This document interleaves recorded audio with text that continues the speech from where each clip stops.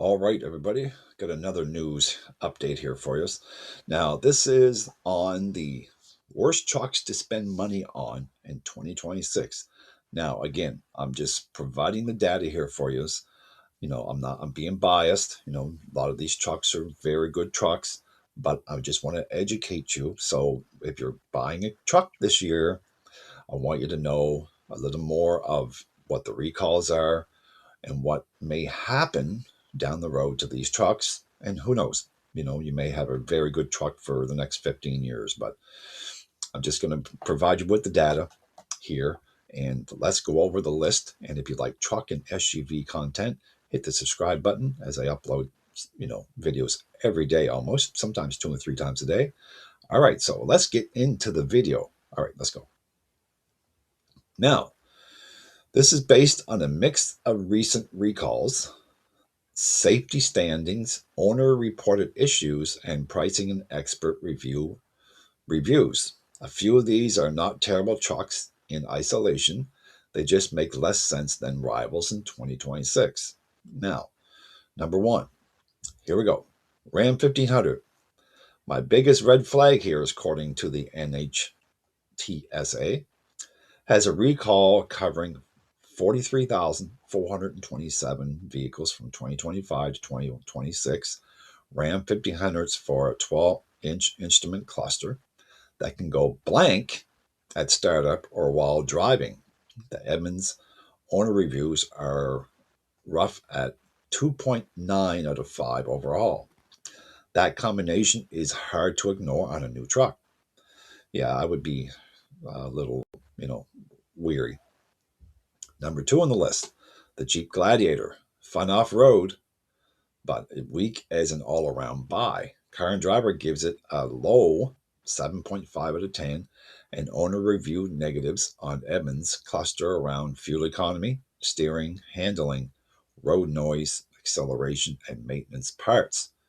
But it's a great truck, but poor mainstream value.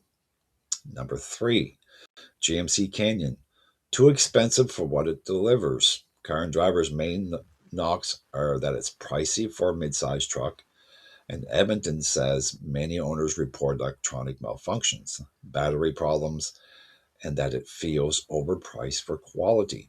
Consumer Reports, also notably says it's got a harsher on ride and interior quality.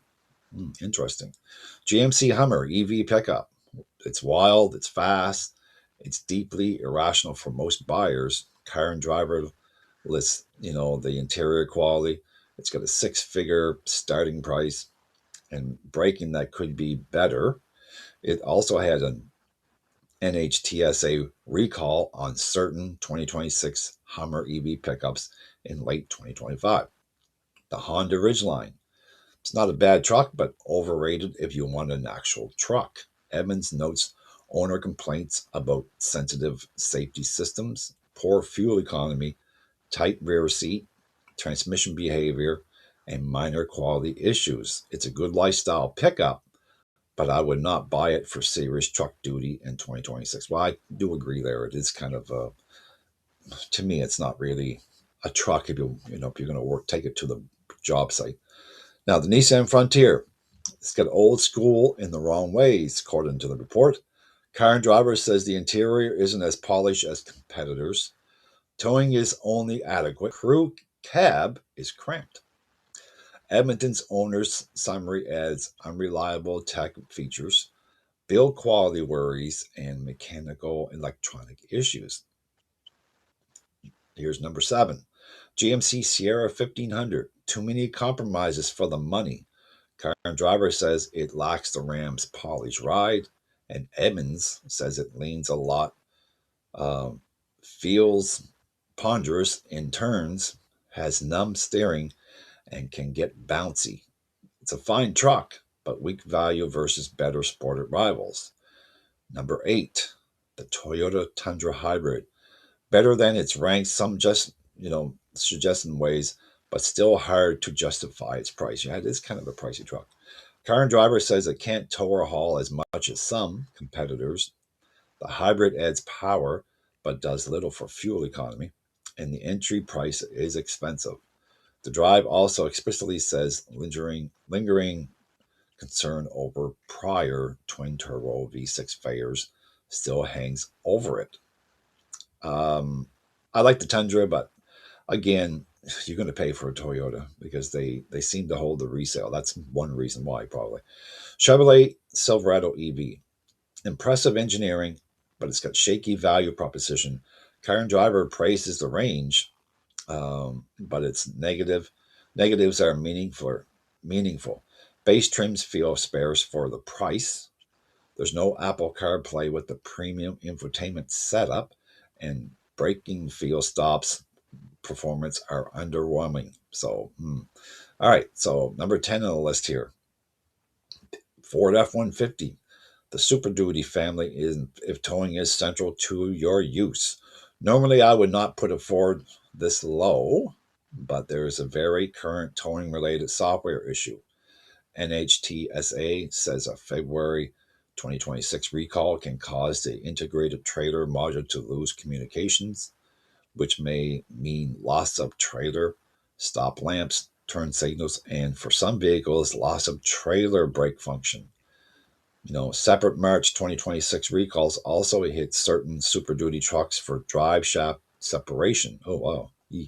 And others for unexpected loss of drive power from EGV value failure. Okay, what is the takeaway here, folks? Well, like I say, they're all good trucks, but the point of this video is to educate you on what you need to know before you get to the dealership and buy a truck. That's this way you're aware of the recalls, you're aware of the problems you may face down the road. The blunt takeaway here: worst overall new truck to buy. Hate to say it, but this is what the report says. Ram 1500. Worst niche truck for normal people. Jeep Gladiator. Worst truck. Uh, Worst value truck to buy is the GMC Canyon. Worst money, no object mistake, GMC Hummer EV pickup. Worst if you tow in a lot and want zero drama right now, certain Ford truck lines until, recall fixes are sorted. So there you go, folks. Again, they're all great trucks.